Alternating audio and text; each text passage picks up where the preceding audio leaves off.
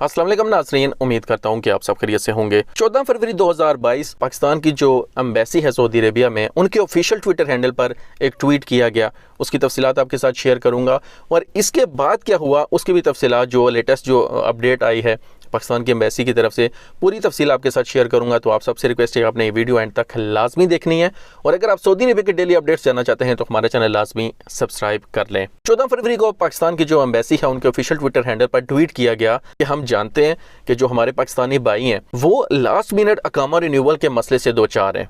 अब ये last minute अकामा renewal क्या है, इसकी मैं तफसीलात जो है वो आपके साथ बाद में शेयर करता हूँ। तो इस ट्वीट में ये कहा गया कि हम जानते हैं कि जो हमारे पाकिस्तानी भाई हैं वो लास्ट मिनट अकामा रिन्यूअल के मसले से दो चार हैं। तो हम जो मुतल्लिका अथॉरिटीज़ हैं जो अकामे का ये सिस्टम देखती हैं, पाकिस्तान की एम्बेसी ने यह कहा कि हम उनके साथ बात करेंगे और हमें पूरी उम्मीद है कि वो हमारा मसला सुनेंगे और हमें रिलीफ देंगे जिस तरह वो पहले देते आए हैं। अब लास्ट मिनट अकामा रिन्यूअल क्या है कि हुआ कुछ ऐसे कि सऊदी गवर्नमेंट की तरफ से जो आखिरी जो ऐलान किया गया 31 मार्च 2022 का, इससे पहले जो ऐलान किया गया था 31 जनवरी 2022 तक का जो अकामे और छुट्टी रिन्यूअल का जो ऐलान किया गया था। अब वो ऐलान होने के बाद हुआ क्या कि लोगों के अकामे और छुट्टी तजदीद नहीं हुए, लेकिन जब 31 जनवरी 2022 का दिन आया जो आखिरी दिन था, उसी दिन लोगों के अकामे और छुट्टी जो है वो फ्री तजदीद हुई और अगले दिन यानी दूसरा महीना स्टार्ट हो गया और उनका अकामा और छुट्टी दोबारा से एक्सपायर हो गई और वो सऊदी अरेबिया में नहीं आ सके। और उसके बाद जो दोबारा जो ऐलान किया गया सऊदी गवर्नमेंट की तरफ से, उसमें पाकिस्तान शामिल नहीं था।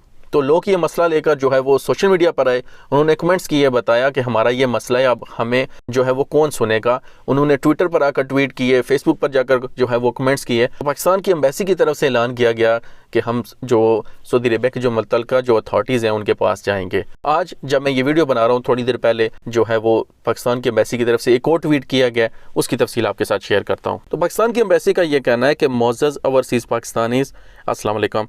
आपके तमाम मसाइल का बर वक्त हल सफारतखाना पाकिस्तान रियाज़ की अव्वलीन तरजीह है।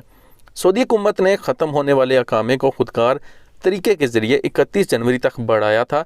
तहम जिन लोगों के अकामे की मुद्दत नहीं बढ़ी या बिल्कुल मुख्तसर मुद्दत के लिए बढ़ी है, या वो लोग जिन लोगों के कफ़ील या कंपनियां अकामे की मुद्दत नहीं बढ़ा रहे, वो अपने मसले के सिलसिले में फ़ौरी तौर पर अपनी दरख्वास्त, जिसमें कंपनी का नाम, शहर और CR नंबर दर्ज हो, इस ईमेल पर भिजवाएं। नीचे उन्होंने जो है वो ईमेल एड्रेस दे दिया है CWA1RIYADH@gmail.com। इन दरख्वास्तों पर मुतल्लिका कंपनी या कफील से रुजू किया जाएगा और सऊदी हुकूमत के साथ भी इस मसले को उठाया जाएगा। तो ये वो ट्वीट हैं जो आज कुछ देर पहले पाकिस्तान की एम्बेसी के ऑफिशियल ट्विटर हैंडल पर ट्वीट किए गए।